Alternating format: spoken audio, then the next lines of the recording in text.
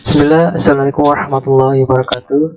Alhamdulillahirrabbilalamin. Assalatu wassalamu ala asrafil anbiya'i wal mursalin Sayyidina Muhammadin wa ala alihi wa sahbihi ajmain. Amma ba'd. Langsung saja, perkenalkan kami dari kelompok 5. Di sini kami akan membahas materi tentang akad dan produk penyaluran dana yang dimana yang terletak pada ijaro dan ijaro bitamlik. Sebelum itu, perkenalkan kami dari kelompok 5. Saya sendiri, Nadir Rausan, dan teman saya Isfausia, dan ketiga Nianjani. Nah, sebelum itu, saya mewakili seluruh dari kedua teman saya ini untuk mempresentasikan materi kami lewat PowerPoint ini. Oke, langsung saja kita ke materinya. Yang pertama, ijaro. Ijaro adalah sewa atau jasa atau imbalan adalah akad yang dilakukan atas dasar suatu manfaat dengan imbalan jasa. Menurut Syed Sabik, ijaro adalah suatu jenis akad untuk mengambil manfaat dengan jalan pengganti. Nah, ijaro juga terdapat dua jenis ijaro yang dikenal dalam hukum Islam. Yang pertama, ijaro yang berhubungan dengan sewa jasa, yaitu mempekerjakan jasa seseorang dengan upah sebagai imbalan. Pihak yang mempekerjakan disebut mustajir, sedangkan pihak yang bekerja disebut ajir, sedangkan upah adalah ujrah. Dan yang kedua, ujrah, yang berhubungan sewa aset atau properti, yaitu memindahkan hak untuk memakai aset atau properti tertentu kepada orang lain, dengan leasing dengan pihak penyewa atau lisi, disebut mustajir. Pihak yang menyewakan disebut dengan lisor, disebut mujir. Muajir dan biaya sewa disebut ujrah. Nah, ujrah bentuk pertama banyak diterapkan dalam pelayanan jasa perbankan syariah, sementara bentuk kedua biasa dipakai sebagai bentuk investasi atau pembiayaan syariah. Nah, dua hal yang harus perhatikan dalam menggunakan ijaro sebagai pembiayaan. Pertama, beberapa syarat yang harus dipenuhi agar hukum-hukum syariah terpenuhi. Pertama, jasa atau manfaat yang diberikan oleh aset yang disewakan harus tertentu dan diketahui dengan jelas oleh kedua belah pihak. Kedua, kepemimpinan aset tetap pada pihak yang menyewakan yang bertanggung jawab atas pemeliharaannya sehingga aset tersebut dapat memberikan manfaat kepada penyewa. Yang ketiga, ijaro dihentikan pada saat aset tersebut berhenti memberi manfaat kepada penyewa. Jika aset tersebut rusak dalam periode kontrak, akad ijaro masih terus berlaku. Yang keempat, Aset tidak boleh dijual kepada penyewa dengan harga yang telah ditentukan sebelumnya pada aset kontrak berakhir. Harga aset ditentukan pada saat kontrak berakhir. Lanjut, dua hal yang harus diperhatikan dalam menggunakan ijaro sebagai pembiayaan. Sewa aset tidak dapat dipakai sebagai patokan tingkat keuntungan dengan alasan. Pertama, pemilik aset tidak mengetahui dengan pasti umur aset. Aset hanya memberikan pendapatan masa produktif. Selain itu, harga aset tidak diketahui apabila akan dijual pada saat aset tersebut masih produktif. Yang kedua, pemilik aset tidak mengetahui dengan pasti sampai kapan aset tersebut dapat disewakan. Selama masa produktifnya, pada aset sewa pertama berakhir, pemilik belum tentu langsung mendapatkan penyewa berikutnya. Apabila sewa diperbaharui, harga sewa mungkin berubah mengingat kondisi di produktivitas aset telah menurun. Lanjut.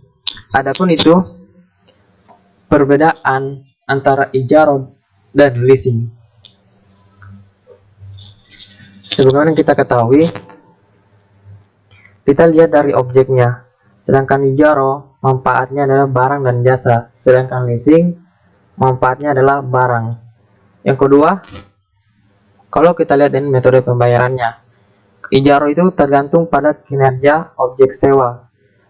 Dan yang kedua, tidak tergantung pada kinerja objek sewa. Sedangkan leasing, itu dia tidak tergantung pada kinerja objek sewa.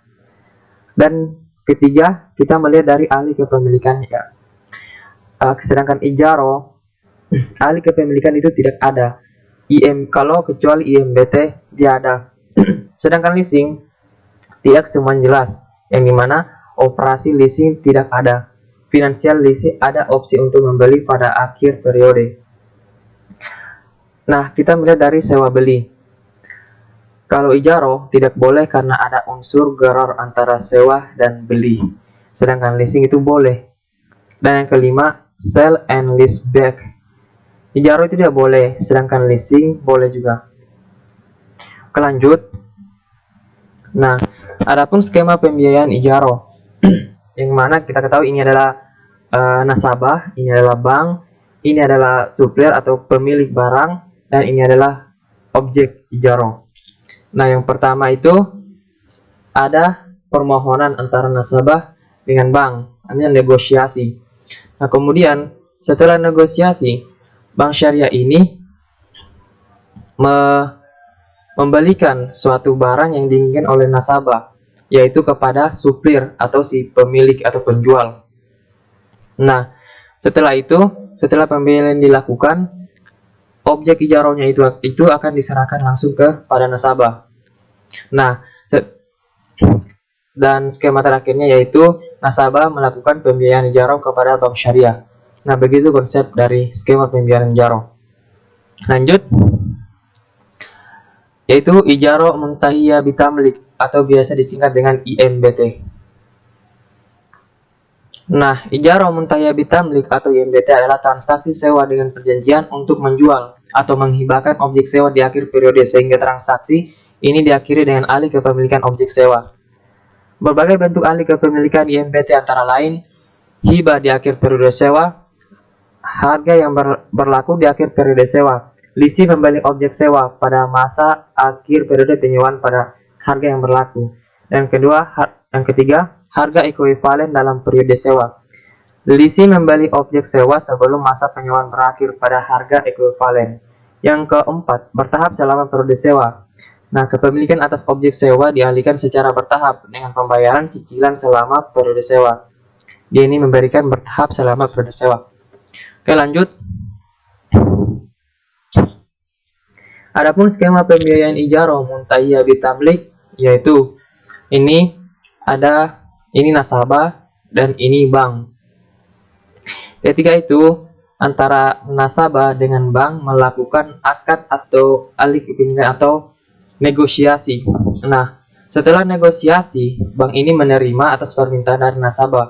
Kemudian bank membeli objek sewa yang diminati oleh nasabah. Dia langsung ke sini, ke si penjual. Kemudian setelah barang yang dibeli, penjual ini langsung mengirim barang tersebut ke nasabah. Nah, setelah barang itu sampai ke nasabah, maka nasabah melakukan pembiayaan ijarah muntahiyah bitamlik ke bank atau bisa dikenal dengan bayar sewa. Itu dah skema pembiayaan ijarah muntahiyah bitamlik. Oke, sekian, itu saja yang kami bisa sampaikan. Kurang dan maafnya apabila ada kesalahan atau kekeliruan, mohon dimaafkan. Sekian, assalamualaikum warahmatullahi wabarakatuh.